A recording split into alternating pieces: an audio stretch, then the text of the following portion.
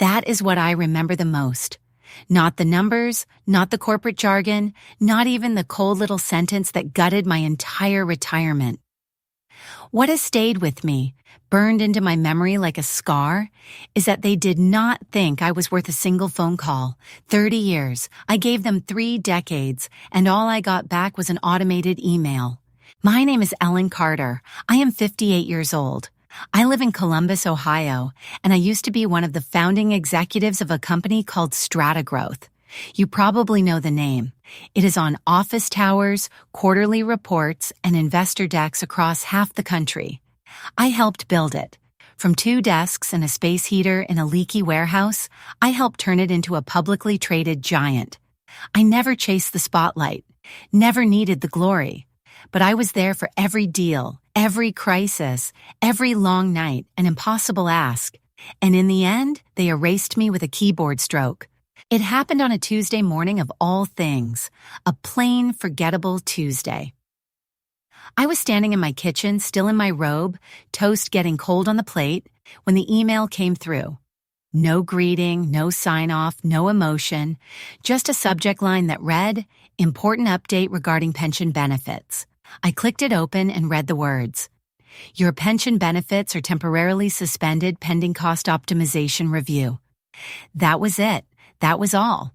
As if my future had become just another column in a spreadsheet, something to optimize, not honor.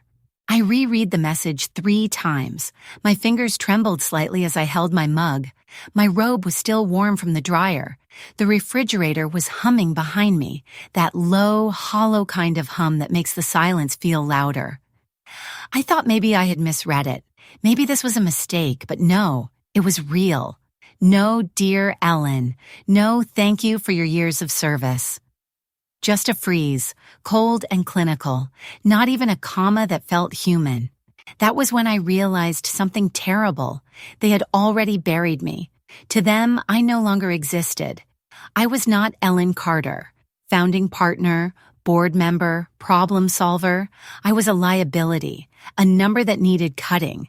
They had lit the fuse without even looking down to see who they were burning. And I sat there motionless, stunned by the weight of it. You would think, after everything, there would be dignity in the end. You would think they would honor the scaffolding that still held up their gleaming success. But they didn't. They cut me off with the same tone you would use to cancel a subscription. I remember standing up slowly, the chair scraping softly against the tile, my knees stiff, not from age, but from the ache of betrayal. Because make no mistake, this was betrayal, not just of a contract, but of memory, of loyalty, of everything we built together. And the worst part? I should have seen it coming. I had watched the signs for months. New leadership, new language, the rise of buzzwords over people. But I held on, thinking maybe legacy still counted for something. I was wrong. You see, this was not just a pension freeze. This was a quiet execution. A way to cut me out without confrontation. No gold watch, no farewell party. Just an algorithm somewhere that decided I was too expensive to keep in the books. But they forgot something. They forgot who I am. I did not get this far by folding at the first slap. I got here by knowing every bolt, every policy, every page of the company's foundation. And they just made the fatal mistake of thinking I would go quietly. I did not cry. I did not scream. I did not call anyone. I just walked to the cabinet above the fridge, the one I rarely opened, and I reached for a black binder that had been collecting dust for years. The label on the front had faded with time. E. Carter, Founding Docs. That moment. That was not revenge. Not yet. That was memory. That was me remembering who I was before they decided to forget. And even then, I did not smile. Not yet. But something cold and clean settled inside me. A kind of stillness you only get when everything else has fallen away. So no, I did not get a phone call. I did not get thanks. But what I did get, what they unknowingly gave me, was clarity. And that clarity would become something far more powerful than bitterness. It would become the reason they would never forget my name again. This is not just a story about a pension. It is about the price of being underestimated. And trust me, that price is about to come due. I did not know why I went to that cabinet. I had not opened it in years. It was the kind of place where dead pens, expired warranties, and old instruction manuals went to die. But something pulled me toward it, like muscle memory from a life I had almost forgotten. Still in my robe, bare feet on the cold kitchen tile, I reached up, fingers brushing dust from the corner. There it was, a thick black binder with a yellowing label that read, E. Carter, Founding Docs. I pulled it down gently, as if it were something fragile, something sacred. I took it to the table and placed it beside my untouched toast and cooling tea. My hands moved slower now, not from age, but from weight, emotional weight, the kind that builds up when your life's work is reduced to a line item. I flipped the cover open, and there it was, page after page of incorporation records, board meeting notes, team bylaws, equity splits. Each one filled with names I had not said out loud in years. I kept turning until my eyes caught something. Clause 14D. Tucked between legal language and board signatures, it waited for me like a sealed envelope never meant to be opened. I stared at it for a long moment. The words were clear, almost poetic in their simplicity. Any material adverse change to the undersigned's compensation shall trigger an immediate severance payout of $25 million US, payable within 72 business hours. My breath caught somewhere between shock and recognition. I remembered it now. The clause was not a threat back then. It was just a precaution, one my first lawyer had insisted on. Back in 1994, when the company was barely worth $25,000, let alone $25 million, his name was Bruce. I could still hear him that night, pacing across our tiny office, legal pad in hand, saying, "Ellen, someday this company is going to grow bigger than you can imagine. And when it does, they will forget what you built. So you need a switch, something that reminds them." I had laughed at the time. It felt paranoid, dramatic. We were still scraping together coffee money, patching drywall ourselves, and arguing over who got the decent office chair. But I signed it anyway, initialed in blue ink, just beneath Bruce's looping signature. And now, 3 decades later, that ink was still there. Untouched, binding, alive. My fingers traced the line slowly. It was not vague. It was not buried. It was not subject to approval. It was written with surgical clarity, buried in plain sight, and somehow completely forgotten by every executive currently running the company. My company, I had written those bylaws. I had helped draft the founding agreement, and Clause 14D was not a mistake. It was a fuse, and they had just lit it by freezing my pension. I closed the binder gently, the way you might close a book of spells or an old family Bible. I did not feel rage. Not yet. What I felt was something more dangerous, something calmer. I stood up, poured myself a fresh cup of tea, and walked back to my laptop. I opened Outlook and typed a short email. No emotion, no fire, just a subject line. Clause 14D, activation, that was all. I hit send. Then I sat back and watched the cursor blink on the screen as if it were holding its breath for what came next. It is funny. They thought I was just a relic, a name in old memos, a faded face in outdated org charts. They forgot that I wrote the very foundation they now trample. They thought I would fade quietly. But Clause 14D was not a fantasy. It was not a loophole. It was real.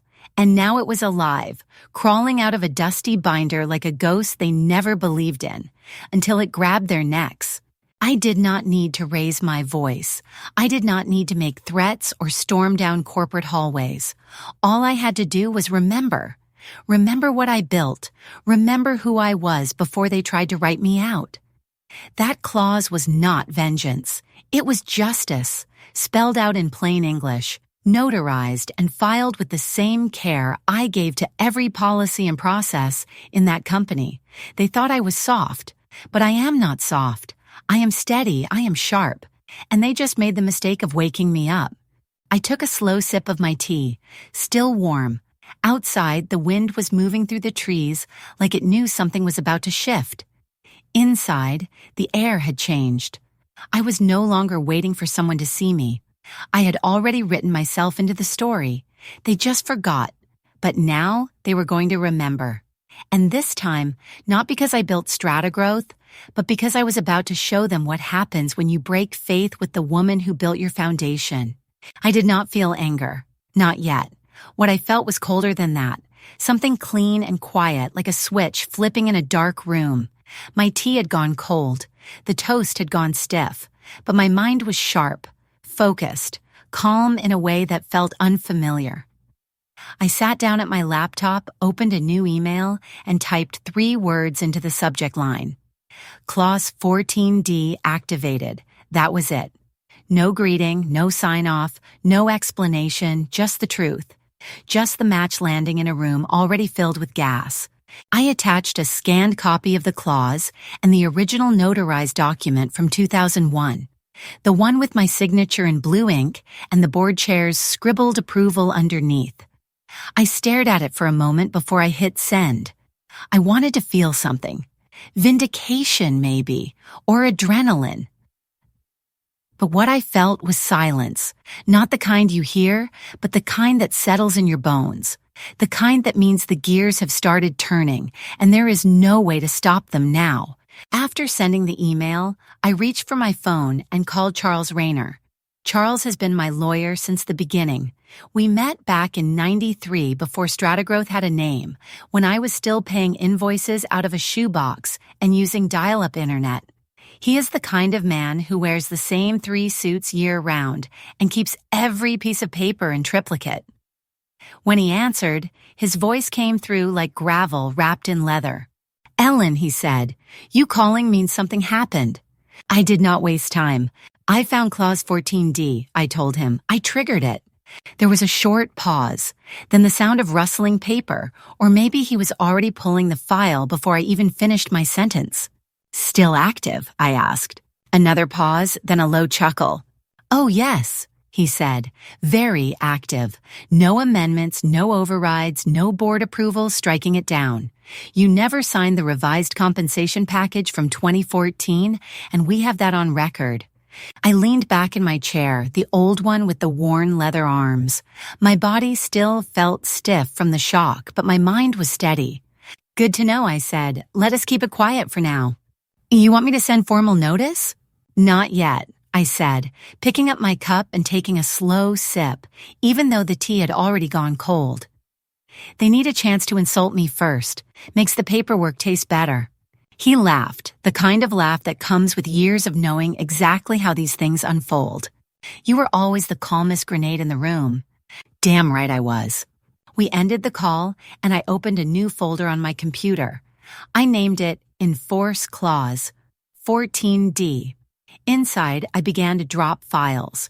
My original offer letter, meeting notes from the early days, the signed bylaws, the pension confirmation notices, and the email trail that showed they had never successfully rolled me into the new compensation plan. Every breadcrumb they had overlooked, I was now gathering with surgical precision. It was not a revenge plan. It was not some grand scheme. It was a quiet audit of my own survival. I did not have to yell. I did not have to storm boardrooms. I just had to wait, because they had already fired the first shot when they froze my pension.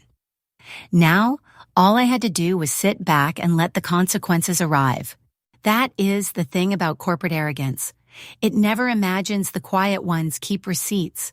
It never suspects that the woman in the corner of the meeting room, the one with the tea-stained blouse and the owl pin on her collar, might still hold the keys to the vault. They stopped seeing me the moment I stopped being useful. They saw an aging executive, not the architect of their foundation. But I never stopped watching. I never stopped knowing. By the end of the day, I had over 40 documents saved and sorted. I mirrored the folder to a private cloud, then backed it up to an encrypted drive I kept for emergencies. None of this was paranoia. This was protocol. You do not survive 3 decades in corporate America without learning that memory is a weapon and silence is a strategy. I was not preparing for war. I was just securing the truth. They thought they could erase me with one email, that they could cut me off and move on, never looking back. But they forgot one thing. I built the ground they are standing on. I laid the pipes they drink from. And now those pipes were humming with pressure. Clause 14D was not just a document. It was a trap door. And I had just pulled the lever without even raising my voice. It took exactly 20 minutes for the first reply to arrive. I was still at my desk pretending to review a marketing brief when my phone buzzed with a new message. It was from Brent Collins, Stratagrowth's CFO, a man whose confidence always walked 2 steps ahead of his intelligence. His email was short, arrogant, and careless. The subject line read, Clause 14D, inapplicable. The body of the message was even worse. That clause is from a legacy document and was superseded during the 2014 compensation restructuring. Legal agrees it is not enforceable. We are not processing that. He ended it with best, as if he were signing off a lunch order. I stared at the screen for a moment, letting the words sink in. It was not just the denial that got to me, it was the tone, the ease with which he dismissed 3 decades of service, the assumption that I would accept his word as law. But the truth was, I had never signed the 2014 restructure. I remembered the day it was sent. I had printed it out, reviewed it line by line, and returned it with a handwritten note in the margin. Original founder status unchanged. Will retain standing agreement. Legal acknowledged my response. They filed it, and I kept the confirmation. I did not reply to Brent. I knew better than to engage with someone who thought contracts were optional and memory was negotiable. Brent treated people like spreadsheets, easy to close, easy to overwrite. But a spreadsheet has no soul, and he had just made the mistake of assuming I did not either. What he did not realize was that the quiet ones, the ones who rarely raise their voices, are often the ones who remember everything. And I remembered enough to know I had him cornered. It was not long before the cracks began to show. Around 11 a.m., I received another email. This one was not meant for me. A junior associate from legal, Malene Lopez, had accidentally copied me on a thread between her and Brent. Her tone was cautious, uncertain, but telling. Hi all, just flagging that I located a notarized version of the original founder agreement from 2001. Ellen's signature is present, and there is no formal rescission or override documented in subsequent compensation files. Still reviewing to confirm enforceability. Will update shortly. I read the words twice, then I sat back in my chair and smiled, just a little. Malene had no idea what she had done, but I knew. That email was the first crack, the moment the wall they built around their ignorance started to tremble. They had assumed no one would remember, that the original agreements would be buried under years of revisions, but they forgot something simple and dangerous. I do not forget. I document, I keep records, and I do not sign anything unless it serves both truth and memory. By lunchtime, the air inside Stratagrowth felt different. You would not notice it if you were not trained to see small changes, but I had spent my career reading silence. Brent kept checking his phone during meetings, his jaw a little too tight. Zoe, our head of branding, had mysteriously canceled her second strategy session of the day. No one said anything directly to me, but I felt it. The ripple of uncertainty, the nervous glances, the growing realization that they had underestimated me. I did not need to raise suspicion. I simply stayed calm, quiet, and observant. While others paced through hallways, I organized. I cleaned up files. I saved every thread. And I mirrored my digital folder twice. Once to an external hard drive and once to a private server I had kept active since the early 2000s. It was not a show of force. It was preparation. Because when corporations panic, they get sloppy. And when they get sloppy, they start deleting things they should have never touched. That afternoon, someone from legal tried to access the oldest HR drive. The one I had built myself years ago with admin permissions that nobody had thought to change. I watched the logs light up as they searched for documents they assumed were gone. But I had already backed up everything they needed, or feared. Every policy update, every acknowledgement email, every ignored revision notice. They wanted to pretend Clause 14D did not exist. I was about to give them a map. I spent the rest of the day going through my normal motions. I reviewed contracts, approved vendor payments, and nodded politely in meetings where no one dared mention the email thread. But something had shifted.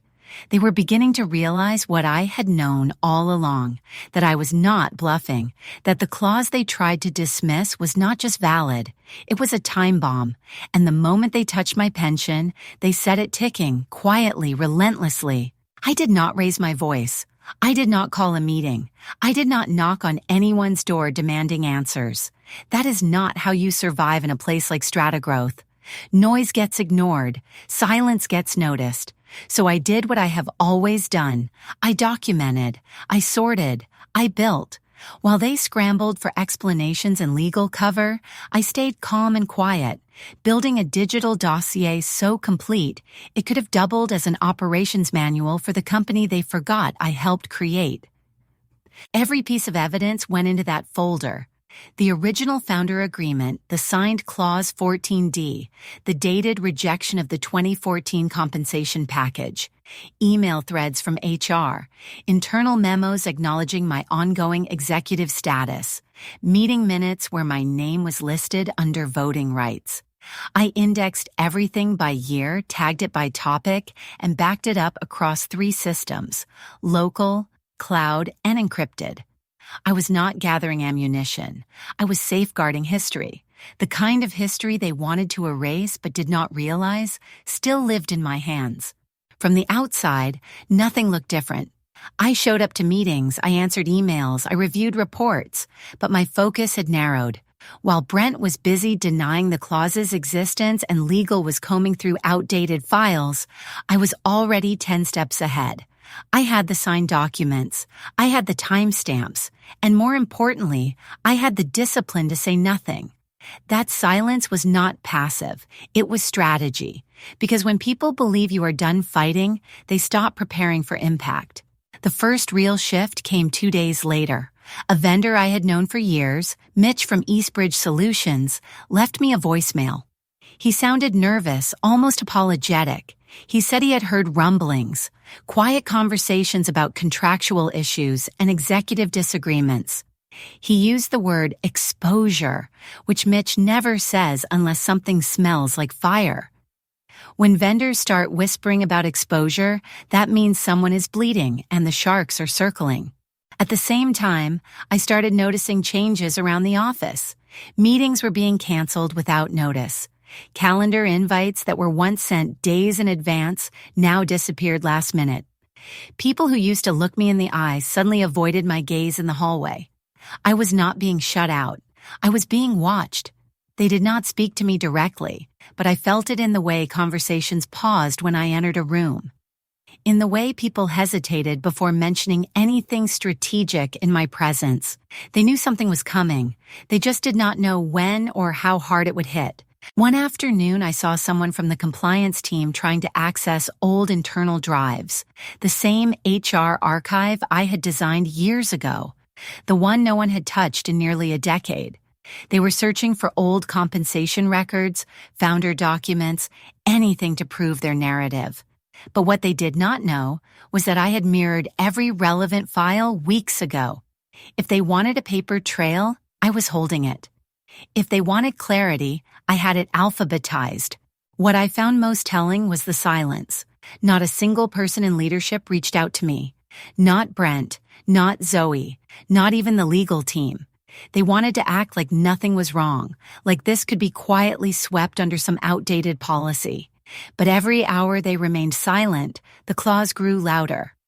And I let them sit in that silence. Let them feel the weight of uncertainty pressing down on their meetings, their timelines, their carefully managed optics. They thought silence meant surrender. But I had learned long ago, silence is not weakness, it is control. I spent my evenings reviewing the dossier, tightening it, cross-referencing everything with exact timestamps and confirmed receipts. I was not preparing for war. I was preparing for truth. And truth does not need to shout. It only needs to be ready when the lights come on. By the end of the week, I had everything I needed. They had made the first move. My move was coming next. But not just yet. Not until the walls were weak enough for one quiet push to bring the whole thing down. It came late on a Wednesday night. My phone buzzed quietly on the table beside my reading lamp, a soft sound in a silent room. It was a message from Charles, my attorney. He said only, "You need to see this," followed by an attachment labeled Internal Comms Screenshot PDF. I opened it slowly, not expecting much. Maybe a memo, maybe a policy update someone thought was helpful. What I saw stopped the air in my chest. It was a screenshot of an internal email sent by Brent, Stratagrowth's CFO. Short, brutal, and unmistakably real. "Let her push it. She's too old to fight this in court. We stall her out, she'll cave or croak. Either way, we win." I stared at those words until the screen blurred. Then I read them again, slower this time. Not out of disbelief, but out of quiet, focused fury. Too old to fight this. That was not just an insult. That was a line in the sand. I had been called many things in my life. Tough, direct, unshakable, but never expendable based on my age. I did not scream. I did not slam my hand on the table. I just sat there completely still while something deep inside me locked into place. Not rage, not pain, just resolve. That message was a mistake, a fatal one. Not because it was cruel, because it was written down, documented, time-stamped, and now it was in my hands, sent to my attorney by a whistleblower inside their own legal department. Someone who saw the truth and could not stay silent. Someone who still had a spine in a place that had long since traded principle for performance metrics. The company had crossed the line from unethical to unlawful, and now I was done waiting. I opened my laptop, attached the screenshot, and began writing an email to Stratagrowth's board of directors. The subject line was simple. Clause 14D, whistleblower evidence attached. The body of the message was colder than anything I had written in my career. I did not dress it up. I did not soften it. I laid out the facts. "Dear board, please find attached a screenshot of internal communication from your CFO, which was submitted to my legal representation via an encrypted whistleblower protocol. The message explicitly confirms your executive team's knowledge of the validity of Clause 14D, as well as a deliberate strategy to obstruct and delay lawful payout based on my age. This represents a clear breach of internal conduct and a documented attempt to suppress a legal obligation through age-based discrimination." I paused, then continued. As a reminder, Clause 14D was confirmed as enforceable by independent counsel and remains unamended and in full effect. Please confirm wire transfer instructions and payout timeline by Friday at 5 p.m. Eastern Time. Failure to respond will result in immediate filing of injunctive relief, activation of interest clauses, and notification of your financial institution, fiduciary partners, and compliance officers. I signed it with my full name, Ellen Carter, founding partner. No exclamation points, no pleasantries, just consequence. I hit send. Then I closed the laptop and leaned back in my chair, letting the silence return to the room. The lamp buzzed faintly overhead. Outside, the wind pressed against the glass like it, too, had something it wanted to say. But I had already said enough. It was no longer my move. The burden was theirs. By morning, the tension had spread through the office like smoke. Brent's calendar was suddenly cleared. Legal stopped replying to routine questions. A few finance staff began working from home, citing schedule conflicts. The Slack channels fell quiet. I walked past conference rooms and watched as closed-door meetings multiplied. Directors were whispering, security access to shared drives had tightened, and compliance was requesting new admin logs from servers that had not been touched in years.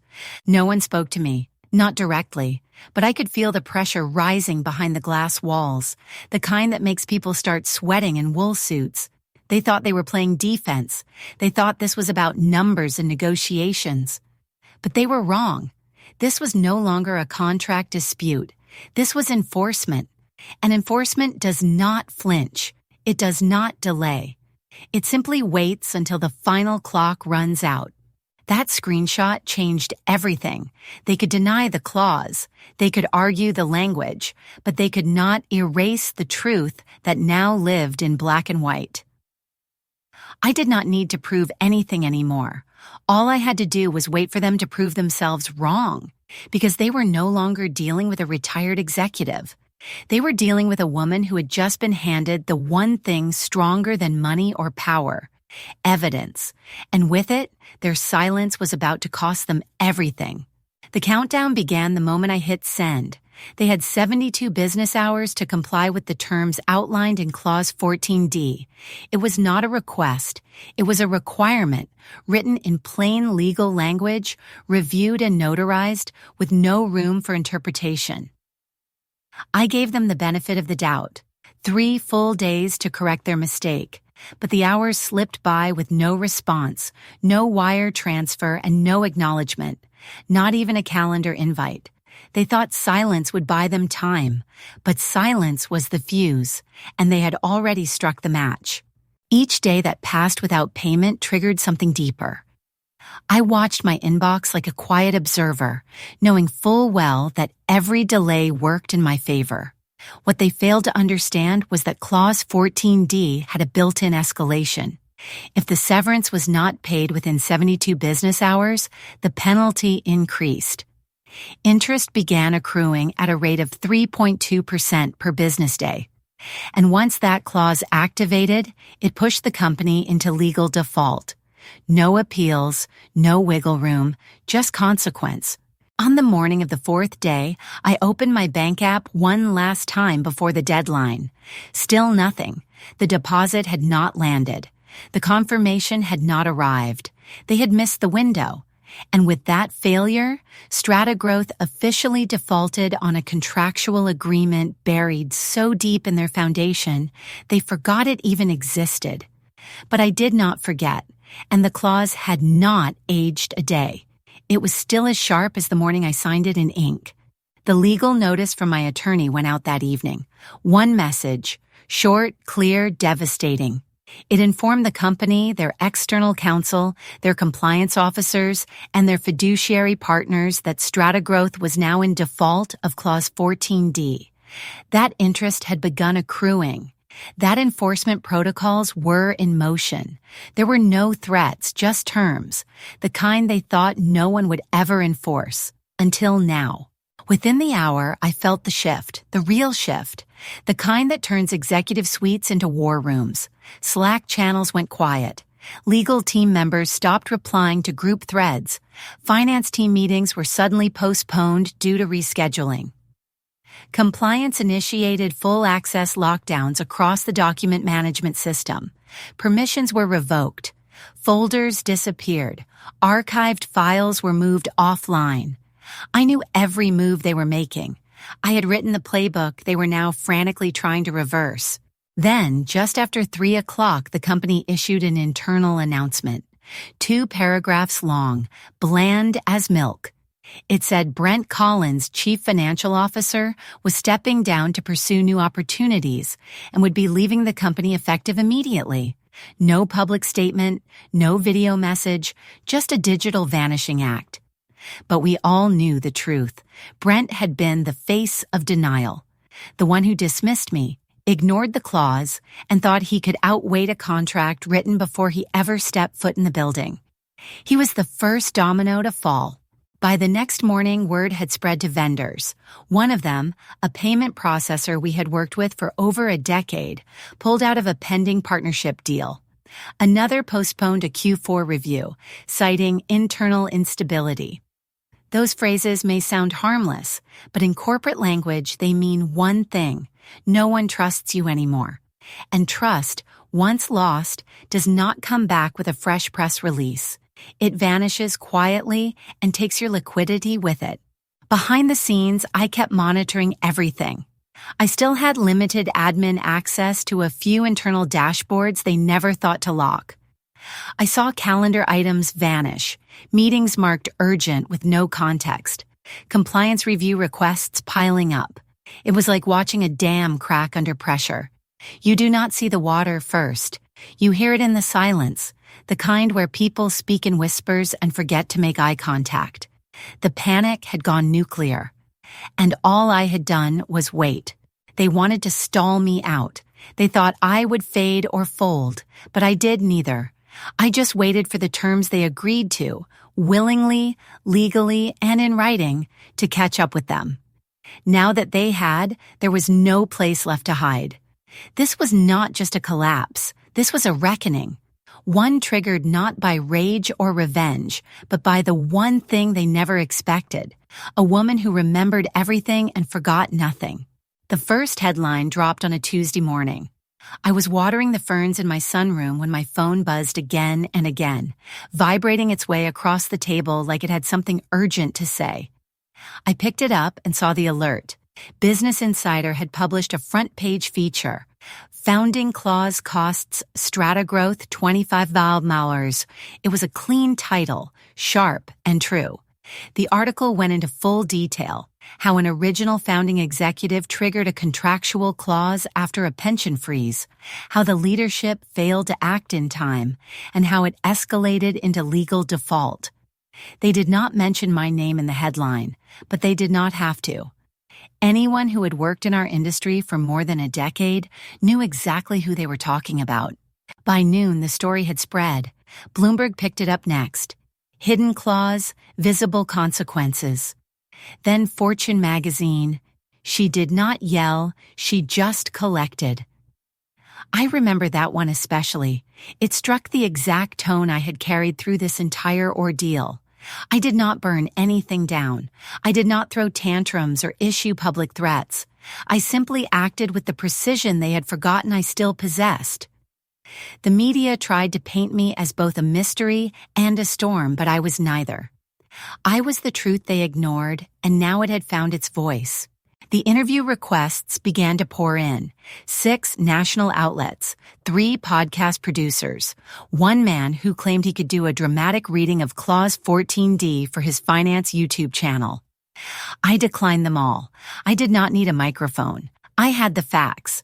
I issued 1 public statement through Charles, my attorney, 12-point Times New Roman on a white background. It read, I did not sue. I did not threaten. I enforced what they agreed to. That was it, nothing more, because the truth, when solid, does not require decoration. Inside Strata Growth, the meltdown had begun. Their stock, once stable and smug, started slipping the moment the media coverage went live. In 5 trading days, it dropped 18%. Investors began calling emergency meetings. Board members, who once smiled politely in the hallway, now carried looks of fear and fatigue. Not because of the clause itself, but because of what it represented. It was not just about the money. It was about memory, about how far they had strayed from the people who built the floor beneath their feet. Then came the layoffs. 57 employees received phone calls that week. I recognized many of the names. Some of them had joined during our second wave of growth. Others were veterans like me, quiet hands who had kept the wheels turning when the top floor played musical chairs. They did not deserve it. But that is the thing about corporate collapse. It burns hot and fast, and it never checks who is holding water and who is holding matches. The company did not use my name in the layoff memos, but they did not need to. My clause had become a legend overnight. Ellen's clause, Ellen's trigger, Ellen's bomb. I heard from an old colleague who said people were whispering about it in the break room like it was folklore, and in a way it was. A reminder that no one is truly invisible just because they are quiet, that a legacy once ignored does not disappear. It waits. Behind the boardroom glass, I imagine the fear was growing. Directors who once dismissed my experience were now revisiting old bylaws they had not read in years. Legal teams were combing through past agreements, terrified they had missed something else. Compliance teams were rewriting protocol. And somewhere in the middle of all that noise, my name floated like smoke. Heavy, quiet, undeniable. I did not gloat. I did not celebrate. There was no champagne, no fist raised in victory. What I felt instead was stillness, the kind of stillness that comes after a storm has passed through and left everything silent in its wake. My name, my signature, my quiet resistance. Those were now etched into the walls they once tried to shut me out of. I never needed to be remembered loudly. I only needed to be remembered correctly. And now they would remember me. Because my claws, once forgotten, now echoed like a war drum through every hallway they tried to run from. The deposit arrived just after 9 on a Monday morning. There was no grand alert, no flashing light or urgent call. It was just a line on my bank statement. One quiet line in a sea of routine transactions. Incoming wire transfer. Strata growth settlement, $25,000. Beneath it, a smaller note. Interest and legal reimbursement included. That was all. No ceremony, no acknowledgement of what it truly meant. But I stared at those numbers for a long time, not because I was surprised, but because it marked the end of something I had carried for far too long. My attorney confirmed the wire less than 10 minutes later. He kept his message short, as always. It cleared, every cent, plus interest. I thanked him, then closed my laptop without replying to the string of unread messages stacking up in my inbox. Most of them were probably from Stratagrowth's legal department, or perhaps from board members who suddenly remembered my email address. But the one that stood out came from a name I had never seen before. Jeremy L. Hartman, Acting Chief Financial Officer. His message was as bland as I expected. A polite subject line, wire confirmation and apology. The body of the email was corporate poetry. Dear Ms. Carter, please accept this confirmation of the full severance payout in accordance with Clause 14D, along with the accrued interest and legal fees as stipulated. On behalf of Stratagrowth, I sincerely regret the oversight and the circumstances that led us here. Your contribution to this company's legacy is immeasurable. Warm regards, Jeremy. Warm regards. It always ends like that. Not because they mean it, but because legal tells them to say it. I did not reply. There was nothing left to say. My name was already carved into the foundation of the company, in the original operating documents, in the crisis protocols, in the first 3 lines of the board's emergency policy binder, most of which I had written myself. I was not erased. I was not forgotten. They simply tried to pretend I no longer mattered, until the cost of forgetting became too high. By the time the money cleared, I had already packed a small bag, just enough for a few days, a sweater, a book, my notebook, and a thermos of black tea. I slipped out the door without telling anyone. No farewell email, no voicemail message. I left the blinds open, the lights off, and let the city fall behind me in the rearview mirror. 6 hours later, I pulled into the gravel driveway of a lakeside cabin I bought years ago under an old trust, one no one at Stratagrowth ever knew existed. The lake was still, cold and gray, with wind sliding across its surface like a blade. I unlocked the cabin, lit the fireplace, and sank into the silence as if I had never left it. No signals, no Slack pings, no board updates. Just the soft sound of logs catching fire and the rhythm of my own breath. I poured a cup of tea, wrapped myself in a blanket, and opened the leather-bound notebook I had been writing in since the day they froze my pension. It was nearly full now. Notes, observations, names, quotes, details they thought I would forget. On the final page, I wrote one last sentence. I kept the pen steady, the letters neat. They built the company on my back. I left with what I was owed, no more, no less. Then I closed the notebook and set it on the side table. I did not need to read it again. Every word in it had already shaped what happened. I had not yelled. I had not threatened. I had simply honored the truth we all signed our names to once upon a time. They tried to delete a person and found out you cannot delete someone who still has the keys to the code. Outside, the wind picked up, brushing against the windows with that soft howl only a forest can make. I leaned back in the chair, legs curled under me, and let the warmth of the fire settle into my bones. This was not victory. This was not revenge. This was the peace that comes when you have nothing left to prove, and everything you earned finally arrives, not as a gift but as a debt paid in full. And I would remember, because now so would they. I never screamed. Not once. I never marched into a meeting, slammed a folder on the table, or pointed fingers across the boardroom. That was never my style. I did not need noise to make a point. I never did. I built my career on structure, on systems, on remembering the details no one else bothered to learn. And in the end, it was not my voice that shook the walls of that company. It was my memory. It was my calm. I remembered what they forgot. That was the real crack in their foundation. They forgot I helped write the bylaws they now violated. They forgot I still had the first contracts, the original equity splits, the version control logs from every restructuring they failed to finish. They forgot I had been there through every crisis, fire, flood, audit, and acquisition. They thought legacy was a speech you give at retirement.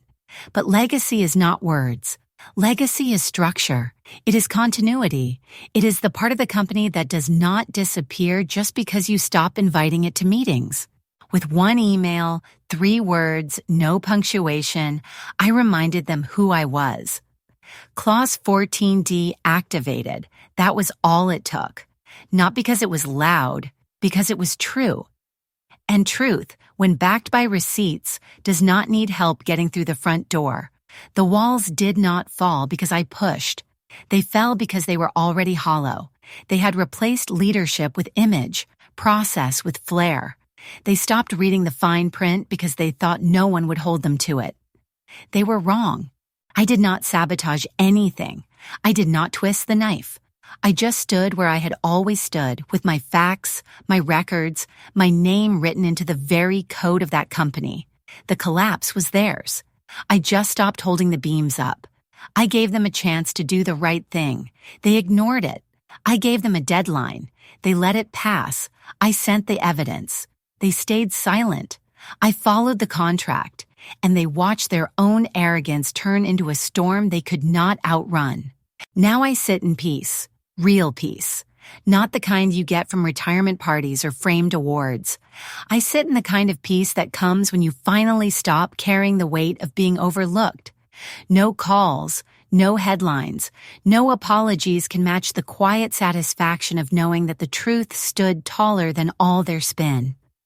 My name is no longer just ink on an old organizational chart. It is etched into the very moment they learn the cost of forgetting where they came from. The company will not forget me. Not anymore. My clause lives in every training manual now. My name shows up in internal compliance briefings as a case study. They had to rewrite their contract processes, restructure their leadership tiers, and retrain their legal team. All because one woman decided to remember what they hoped she would forget. That is not revenge. That is restoration. That is how you secure a legacy. I keep the binder in a drawer now, right next to the notebook. I do not open it much. I do not need to. The words are already a part of me. I do not walk around telling people what I did. Most would not understand it anyway, but every once in a while, I will get a message from someone who heard about it through the industry grapevine. Someone younger, someone learning to build, someone thinking about their own clause. They usually ask the same question. How did you know to protect yourself? And I give the same answer every time. I did not know. I just remembered what mattered. Protect your name, know your worth, and write it down in ink. Because the people who rise fast sometimes forget the ones who laid the ground, but contracts do not forget. And if you are lucky and careful, neither will history. I did not want to be a symbol. I did not set out to make noise. I just refused to be erased. And in that refusal, I became the one thing no spreadsheet could touch. I became unforgettable, not because I was loud, because I never had to be. That is how the walls collapsed. That is how I won, quietly, completely, permanently.